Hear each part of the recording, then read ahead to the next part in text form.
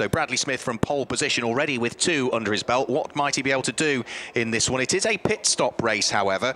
So for these cars, after 18 minutes of racing, that's when the pit window opens, and they then have 8 minutes in which to come into the pits and conduct a mandatory pit stop. The pit stop duration has to be 45 seconds plus the time to pass through the pit lane at the speed limit.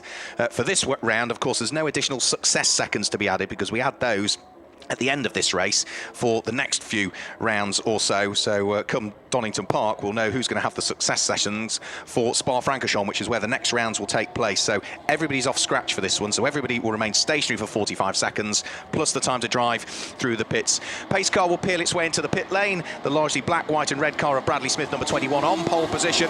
We'll have alongside him Steve Burgess, the champion from last year, looking for a win at his local circuit. Red lights are on, red lights go out now, and already they're all almost in single file, all hugging the right-hand side of the circuit to protect the inside line on the run up towards Redgate Corner. Bradley Smith hangs on to the lead of the race. Steve Burgess is there in second position. It looks as though it is going to be the car of Harry Cockhill who's there in third place. Everybody, at the moment, is safely through the first corner. The stragglers are the best part of 20 seconds or so adrift of the leading pack of cars. In fact, even now, only some of them heading over the start-finish line. That includes Spencer Bourne, who's very slow to get things going. Only now is he starting in the race, whilst the main pack is heading up towards Schwantz for the first time, with, by the look of things, Harry Cockhill looking to try and squeeze his way through and ahead of Steve Burgess to take up second position. And it looks as though he has made it through. Harry Cockhill in the red car is now up into second position. Steve Burgess is there in third place. Fourth place at this stage, that looks like it's Brian Harvey that sits there in fourth place, car number 64, so that will be the leading car that runs in the team challenge at the moment for the cars that are shared between 2 drivers over the course of this 40-minute race. But lap number 1 is about to be concluded with the safety car by the look of things, because into the gravel trap up at Redgate Corner, I said everybody was safely through, then there was a gaggle of cars that sort of appeared 20 seconds after that. It must be one of those that's gone into the gravel. Peer through the binoculars will tell me, I think, that it might be number 55, Adrian Watts, that's gone into the gravel trap. Let's just have a quick look once everybody else has worked their way through and over the start-finish line. I think it might be the number 55 car, which was coming off the tail end of the field. And let's just have a quick look and see whether that's the only car that doesn't quite appear. The marshals are on hand just to give it a shove and get it out of the way. So the safety car is going to peel its way straight back into the pit lane. I thought it'd be a short safety car period. A big spin. Oh, crumbs, here we go. Right, not just for number 3, Harry Cockhill, who on cold tyres got things wrong, but I think spinning in avoidance was Christian Jeffrey. And for poor old Harry Cockhill, he is now on the the right-hand side of the circuit, and at 90 degrees to it as well, stationary on the grass. Well, we saw problems after a safety car period in the race earlier on today for Jack Manchester, who sort of did something similar by the look of things on cold tyres. I thought at the time losing the car, but I think it was ultimately mechanical issues, of course, in the problem. Not quite sure what the problem was for Harry Cockhill, but it was a big old spin as he tried to get the race back underway. And at the moment, his car is still sitting stationary on the grass. Marshall's looking to try and give it a push. Fingers crossed the engine is running, so that once he gets it off the grass and onto the tarmac, we can get that car out of the way, because it is not in a safe position where it is at the moment. If the engine's running, we should see Harry get back into the race. 40-minute race, for which we've got now 36 minutes remaining. And where is Harry going? The car is not as yet firing its way into life, and the pack is bearing down on a car that now sits in the middle of the circuit, with the marshal giving it a shove. Very brave marshal, looking to try and get the car out of harm's way. And as the pack feeds its way over the start-finish line now, Harry Cockhill's car is trundling its way into the pit lane. I've got to say, all of the drivers superbly obeying the yellow flags and easing off their pace a little bit. Albeit, let's have a quick look, they all in theory need to hold position, and yes, I think we've just about got there, and the Royal Motorsport guys are now running up to lend a hand to our superbly brave Donington Park marshals, who are now going to give the number 3 car a shove into the pit lane. So a further safety car period avoided, with 35 minutes of the race still to go. Harry down the pit lane, shaking his head in the cockpit of the car, very disappointed. Well, he will be able to continue in the race by the look of things, but that's a couple of spins today, isn't it, for Harry Cockle? He's been quick, but he had that spin up at Redgate Corner. He said, yeah, 18 months away from the car, didn't he? He did, yeah, earlier on, just a bit rusty. Yeah, front runner in the championship he was a couple of seasons ago, but it's been a bit of a torrid weekend for him. It's had its highs, but it's had a few lows across along the way, hasn't it? So race continues. 18 minutes into the race is when the pit window will open. So that's when, in theory, we've got 22 minutes of the race still to go. As through goes Bradley Smith, leading the race. 4 laps completed. 1 3/4 seconds is the advantage that he's got between himself and the reigning champion, Steve Burgess, who we've seen on the podium in both of the races so far. Third in both of the races he has been at his local track, of course. Well, he's running second at the moment. Oliver Barker, number 22, is now up into third position as a result of the shenanigans on the exit of Roberts Corner. And Brian Harvey, who leads the team challenge for the shared cars, is there in fourth place. Dominic Jackson, man from Lincoln, former Formula BMW champion out in Germany, sits there in fifth place. He was a teammate to Sebastian Vettel in Booker Motorsport when he was racing out there. Also went on to race in Super League Formula as well, did Dominic, later on in his career. He sits there in fifth place, and Jack Lang's there in sixth position. We've got another car in the gravel trap. That is up at what is McLean's Corner. The camera just picking up on it. The binoculars will probably struggle to work out who it is. Isn't it the sprint races that are usually more sort of, yes, troublesome? Yeah, this one's being longer rather... races where you have to take a bit more care. Yeah, well, nobody's going to get away in this race, that's for sure, Alan, because the safety car's coming back out again. The car that's in the gravel is Brian Murphy up at McLean's Corner, car number 57, so the man from the northeast, who has been racing for a good number of years now in Ginettas and latterly in Radicals, is, I think, possibly the car this time that's brought about the safety car period. So that will bunch the pack up again. What it's not allowing is Bradley Smith to get away, in reality. I suppose the one good thing, Alan, is because it is the first round of the championship, as we ever more head towards the pit window, we have no success seconds. Everybody's off scratch, so that's true. It matters not in that respect, does it? It's a very good point, well made. Ever trying to look for a positive? Yeah, you know? and you did well. Well done. Brian Murphy's car that was in the gravel has now been sort of, I think, put back onto track. Yeah, so there he goes over the start-finish line, Brian Murphy. So he's going to be able to continue round the self-run car, running under Orwin as the team sponsor, as Brian has done for a very good number of years indeed. Used to race in the Donington and District Saloon and Sports Car Club for a good number of years. We've seen him out racing in the Pro Tyre Ginetta GT5 Challenge. He came into Radical Racing, 2 or 3 seasons ago now, and is at the tail end of the field as a result of his problems. Lights are out on the safety car. We're about to get racing back underway with 27 minutes and a few bits of change of the race to go.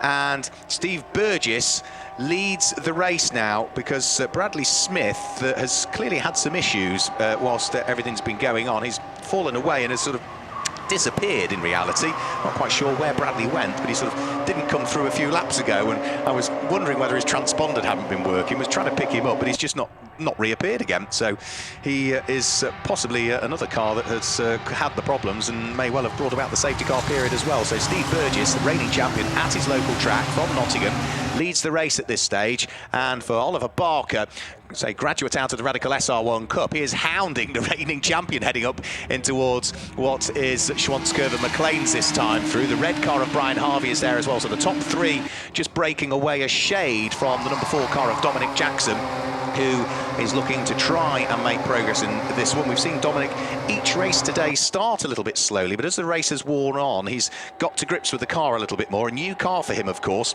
having graduated out of the single-seater route and is now looking to try and make a name for himself in Radicals. Well, he's there in 4th place, but he's got Jack Lang right behind him now. Over the start-finish line go the lead trio, still as they were. Still Steve Burgess leading from Ollie Barker on the run towards Redgate Corner. Not quite close enough. Then, once the lead trio have gone through, Dominic Jackson is there in 4th place. The orange car is going to be Jack Lang in 5th place. Then it's Marcelo Maricchiotto and Shane Byrne are all pretty much together as they work their way down through the Craner curves. 25 3/4 minutes of the race to go. The pit window opens 18 minutes into the race. We're about, some 3.5 minutes away from the pit window opening. And then it will remain open for 8 minutes. And during that 8-minute period, everybody, regardless of whether it's a solo driver or a team driver, have to come into the pit lane. They all have to remain stationary for 45 seconds plus the time to pass through the pits. So for those drivers that, of course, one will jump out of the car, one will jump in, it's a pretty efficient pit stop they need to be doing to get the belts undone, the belts done up, and the other driver in and settled, all within 45 seconds. Over the start-finish line they'll go. Steve Burgess leads and posts a new fastest lap of the race that time through. 1 minute 6.683 for the race leader. The advantage between himself and Oliver Barker is still just 0.4 of a second, so they're still lapping, what, within maybe 100th of a second of each other. Not a great deal more than that, but Oliver Barker really hanging on to the coattails of Steve Burgess. Is into the pit lane by the look of things. Clearly this is a problem, and trundling his way into the pit lane comes Christian Jeffrey. This is before the pit window has opened, so down the pit lane he heads, and clearly there are issues from the man who's been racing in the Radical Suzuki Challenge out in Barbados, Alan. Scoop out the gravel, lots of it. Oh dear. Out from the left-hand side of the car, it's in the wheels. I don't think they're going to turn that car around because there's quite a bit of gravel in the wheels themselves, particularly at the rear, and all you need is one little bit of gravel to hinder the movement of the wheel or the brakes, and you've got a big problem. So what's the answer? Compressed air. That's the answer. And I don't want to be in line. We'll go the other side. Number 80 down pit lane. Yeah, I noticed that's got a bite taken out of the front left-hand corner, so the mechanic's going to work. There's been contact clearly somewhere. Peter Tyler in the pit lane, Alan. I think he'd gone past you before you saw the damage. Yeah, I'll go down because we know what's happening with Jeffrey's car. It's having compressed air used, hopefully, to clear the wheels out, clear the gravel out. By the way, don't worry about the gravel, it does get recycled. It'll get scooped up at the end of the day and or the end of the weekend and pop back into the gravel traps. It might not necessarily go back in the right gravel trap, who knows, but it does get recycled. It doesn't get just thrown away. No, it certainly doesn't. No, so if not, they'd be getting through quite a lot of it at some race meetings, wouldn't they? Yeah, it's the left front of Peter Tyler's car, which is being taped up. Yeah. It doesn't want to stick. That's the problem. It's where the headlight is on the left-hand side, the big hole there, and they're just taping up over the hole, if you like. Need a little bit more tape to make it adhere to the shiny surface of the car. But on the plus side, at least it's not raining, because that's when it's absolutely impossible to tape up to get the tape to work. You can't do it. I watched it last weekend, and you really might as well give up. They need to have a hairdryer in their kit bag, I think, in those circumstances. But this isn't unfortunately adhering that well. What have you got? I fear there might be another safety car period. We've got two cars in the gravel at Roberts that have made contact with each other. One, I think, is Brian Caldwell, because he's tumbling down through the order. The other one is not quite as easy to identify at this stage. I think it might be number 52, Mark Richards, possibly, and those two cars are not a long way into the gravel yet. Safety car is coming out, and it comes out with 22 minutes of the race to go, just as the pit window opens. So safety car out, pit window open. You're going to be busy, Alan. It's been a really difficult race to get into the groove, hasn't it? If you think about Steve Burgess leading the race, it's very bitty, very bitty. Yep, so through goes Steve Burgess now, and on that lap, right, okay, he set the fastest lap of the race, Steve Burgess, so 1 minute 6.444, and he opened up the advantage by half a second on Oliver Barker, so it opened up to 1.1. Won't matter for a great deal, as into the pit lane comes John McLeod now, and that, providing there's not a problem with the car and this is the scheduled stop, could be a very good move indeed. I thought they had to go past the pit open board though, and he didn't. I think they usually have to go past it, don't they? So this cannot count, I don't think, if my reading of the regs are correct, that he is going to have this as a mandatory pit stop. I've also noticed there is another car in the gravel. That's up at Redgate Corner, which is Konstantin Gukiev, who has literally only just gone off as well. So I'm not sure whether that was before or after the safety car was out. And let's hope it's the former rather than the latter. Otherwise, he might have to report to headmaster. Also into the pit lane comes what is the number 57 car of Brian Murphy. But I think my reading of the regs are that you have to go past on track side the pit open board, and you can pit the lap afterwards. Well, I don't think they've got past the borders yet, so surely that can't count. McLeod down pit lane and leaving. we'll leave that to the people that interpret rules, shall we? We shall, I think we shall. And Brian Murphy having a tyre pressure adjustments made. Sits in the car, just watching out the corner of his eye, the team working around the tyres. Engine on is the shout from, well, she who must be obeyed, because she's holding the stopwatch at the moment at the front of the car. Is it clear to go? Not clear yet. Still cat it, ready to go. So race leader is in, so Steve Burgess into the pit lane. Stalls. Brian Murphy stalls. In they all come, Alan. Over to you. Right, thanks very much indeed. You're a lovely man. So Steve Burgess comes to a stop now. He's so cool. He's got time to have a chat to the team. Brian Murphy seems to have been held here for a while. The car was held and it stalled and then it was released. So we're double parking them, aren't we, in the pit lane? Are we? I haven't looked up yet. Oh, it's horrible. They're everywhere. Well, I'm standing by Steve Burgess's car. He couldn't be cooler. He said earlier on he didn't want another third step of the podium. Well, as it stands at the moment, it's not going to be. Engages gear. Being given the final countdown. What have you got? No, I'm just busy giggling at because you're playing the Benny Hill music in your ears. It's perhaps not the most organised pit lane at the moment in terms of where the cars are all positioned, but it's good fun nonetheless. Burgess has gone. Steve Burgess down pit lane, about to rejoin. Yeah, it's a bit of a, well, I haven't used the word yet, but it's a bit of a schmozzle at the top end of the pit lane, isn't it? 28 gets out just in front of 19. That was somewhat close, I think it's fair to say, down in pit lane. But yeah, they'll get the hang of this by the middle of the year.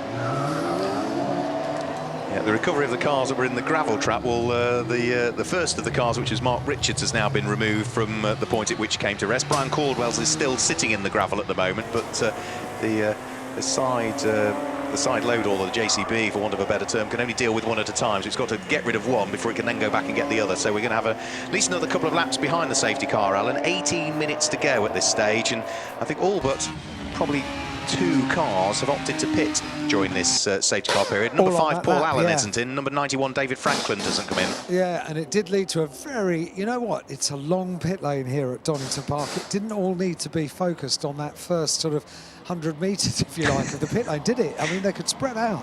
There's no reason why they couldn't. It's peculiar. Right, the non-pit stoppers are now in, so Paul Allen comes in, David Franklin comes in, Christian Jeffrey comes in, and Peter Tyler, with that taped up front left corner, comes in as well. And do you know what? This is much more sensible because it's much clearer down in pit lane. It's much more relaxed. It's so much more space for them to come in and leave. So yeah, I would have gone for this lap as well. I suppose there was no guarantee that the safety car would still be out, was there? No, I think that's a difficult thing, isn't it? Yeah, you don't know whether it's a short safety car period or otherwise. But I suspect most of the drivers would have an idea it's likely to be a slightly lengthier one on the basis of there were 2 cars, both in the gravel. Yeah, that's true. At 13 minutes and 45 seconds to go. Lights are out on the safety car. We are going to get the racing back underway.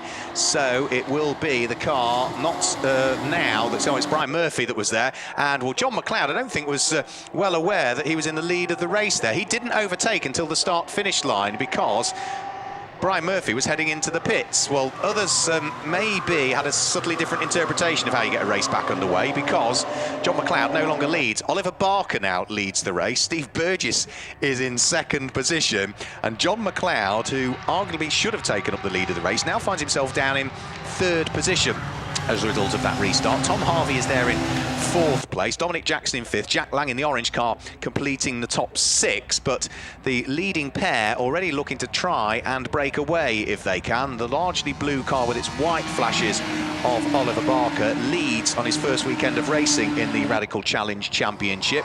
The reigning champion Steve Burgess in the blue car with its yellow flashes sitting there in 2nd. As into the pit lane comes Konstantin Gukiev. He was the car that deposited itself in the gravel trap up at Redgate corner, and as he comes into the pits, leaving the pits, is Brian Murphy, who's had a rather troubled race, hasn't he, Brian? Pit window is now closed, That matters not. I think everybody has conducted their mandatory pit stops as 18 laps are completed. So, Mark, do you know why he came in again? I think it was because when the pit open board went out, he didn't pass the board on trackside. He came straight into the pit. But there was one other that did that as well, wasn't there? There was one other that did that as well. I can't remember who it was. No, neither can I. Peter Shearer might remember who the other car was that we thought. He's very good, Peter Shearer. Was it Colin? Yeah, Brian Murphy's one. There was a second one that did the same as well. John McLeod, that was it. Yeah, John McLeod, yeah. OK. So who's third in the race? Yeah. Enjoy the podium, Alan. Who was third? There you go. It was Brian and Tom Harvey, I think. Yeah. We'll let you sort it out. You can give them the good news or bad news as the case may be. To be honest, mate, I knock off at 6, so... Time and a half now, is it? Days, yeah. So we are now on the 19th lap of the race, 11.5 minutes to go. Ollie Barker leads on the road over Steve Burgess by half a second.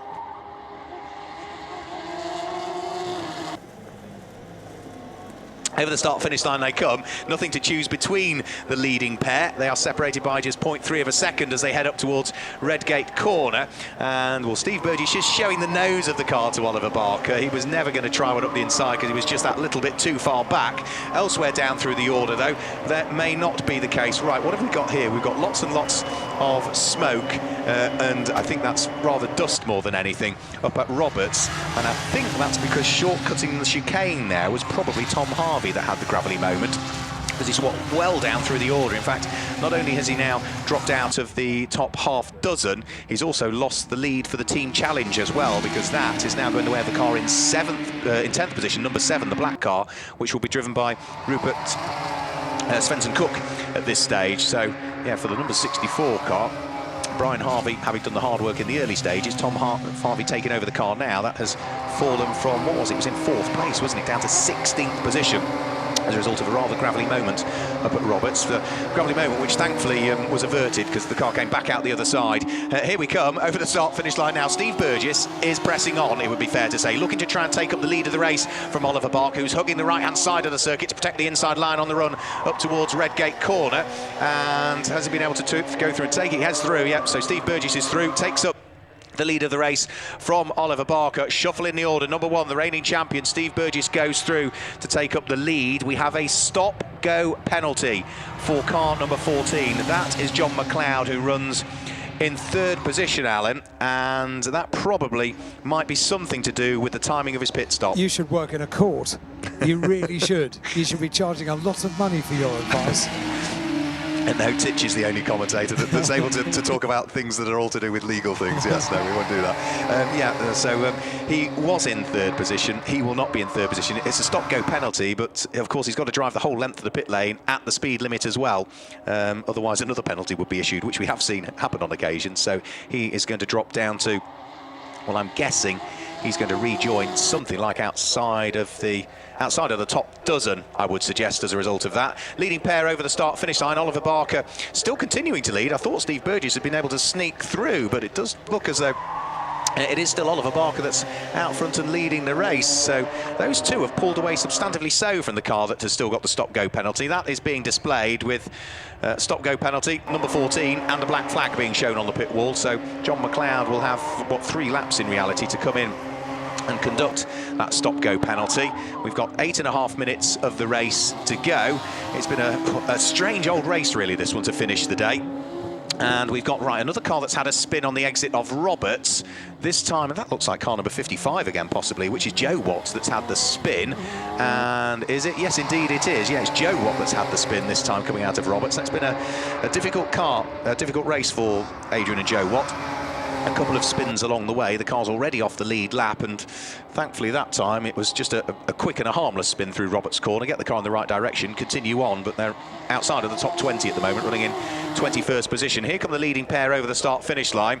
Still Oliver Barker under pressure from Steve Burgess. The two of them separated by 0.3 of a second as they head for what is now the 23rd time up towards Redgate Corner. John McLeod 3rd on the road, but with the stop-go penalty still to serve. Directly behind him in 4th place, so potentially on for the final podium spot, is Jack Lang, the orange number 2 car, runner-up in last year's championship. Let's see whether he's able to squeeze his way through and ahead on the road. 7.5 minutes still to go. After Jack Lang in 4th place, it's Marcello Maritiotto who's there in 5th place, number 29. Then it's the light blue car of Jack Manchester in 6th place. 7th place is car number 7, which is Rupert Svensson-Cook. Then it is 8th place for Dominic Jackson, who sort of fell away really when the pit stop window was there. He was right up there during the earlier safety car periods, but he's clearly had an issue or a slower pit stop because he's down in 8th place. Elliot Goodman's there in 9th, and Mark Crader completes the top 10 at the moment, leading the solo challenges, of course, the overall race leader. Leading the team challenge for the shared cars is car number 7 in 7th position as the leaders back over the start-finish line. The gap has grown by maybe a few thousandths this time. It was 0.3, well, it's now up to 0.5 actually, because our race leader Oliver Barker has just posted his best individual lap of the race so far. Now that was, what, a couple of tenths quicker than Steve Burgess. So the relative gap between 1st and 2nd coming out a shade more. Further down through the order, some of the squabbles that are going on are down towards the lower teens, I would just suggest.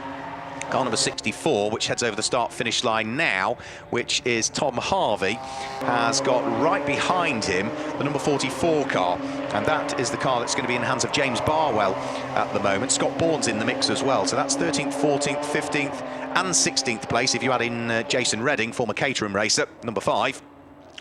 They're all fighting away for 13th, 14th, 15th and 16th, but more importantly for the likes of Tom Harvey and the number 44 car of James Barwell, and for Jason Redding, they're fighting away for 2nd, 3rd and 4th place in the team challenge actually, so they're pretty close to each other for the final couple of podium places in team challenge. Still this stop and go penalty for John McLeod, who hasn't served it as yet. He comes back over the start finish line once more at the wheel of the largely white number 14 car.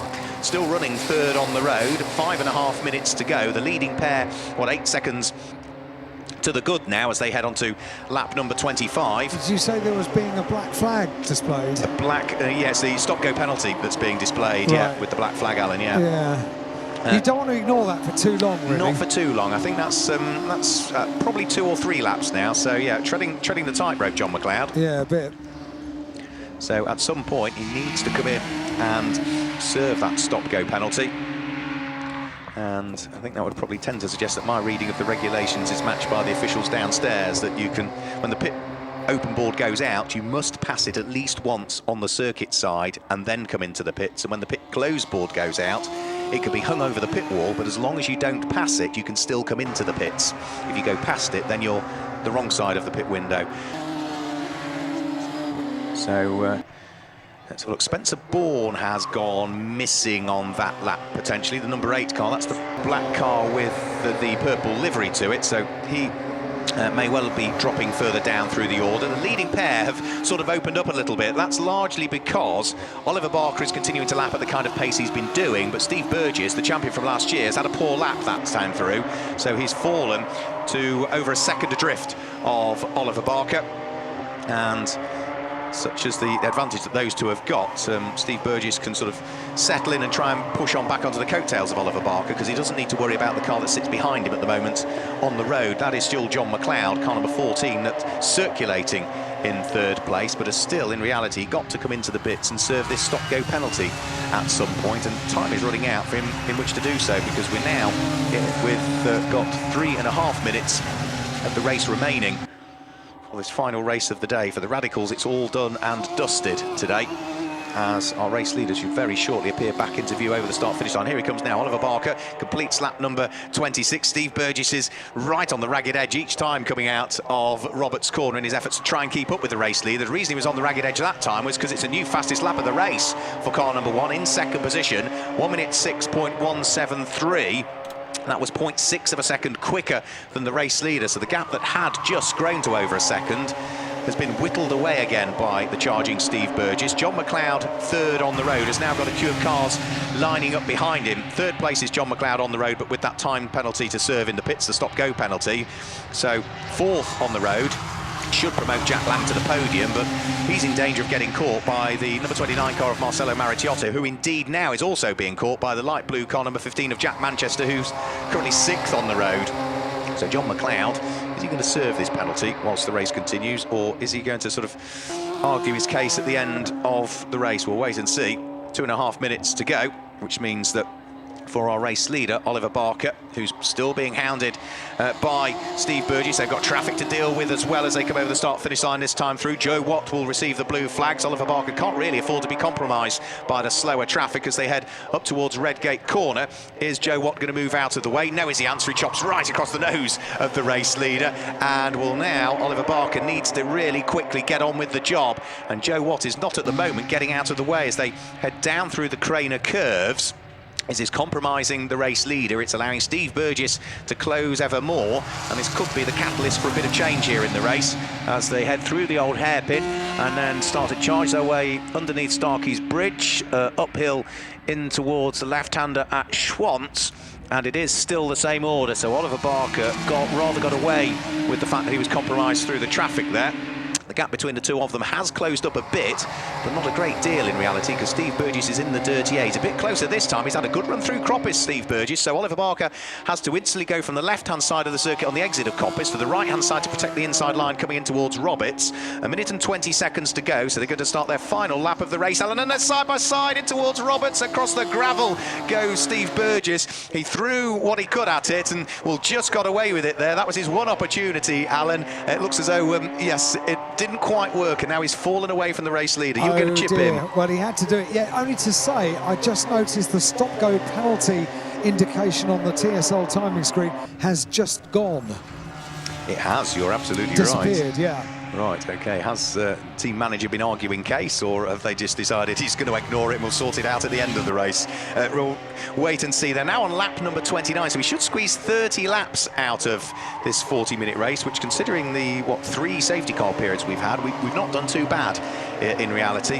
And for Oliver Barker, he's probably now got the largest gap he's had since taking up the lead of the race. It was 1.6 seconds as a result of that move for Steve Burgess. Steve was as good as alongside coming into the braking air for Roberts' corner, but he just carried a bit too much speed in, and he was on the left-hand side of the circuit, which is the outside line for the first part of Roberts, and as a result of that, he sort of ran a little bit wide as he tried to get the car turned into the left-hand element, and that cost him time and has now handed Oliver Barker at a good advantage with 9 seconds to go, 8 seconds to go, 7 seconds to go. Over the start-finish line he goes, onto his 30th and potentially victorious lap here with a 1.4 second gap between himself and Steve Burgess. All he needs to do is do what he's done for the last 20 minutes or so, keep it nice and neat and tidy. Further down through the order though, Jack Manchester having a quick nibble up the inside of Marcelo Maricchiotto heading in towards Redgate Corner, and can't quite manage to muster a move, so it looks as though the light blue car in the hands of one of the regular drivers in the championship last year. We saw some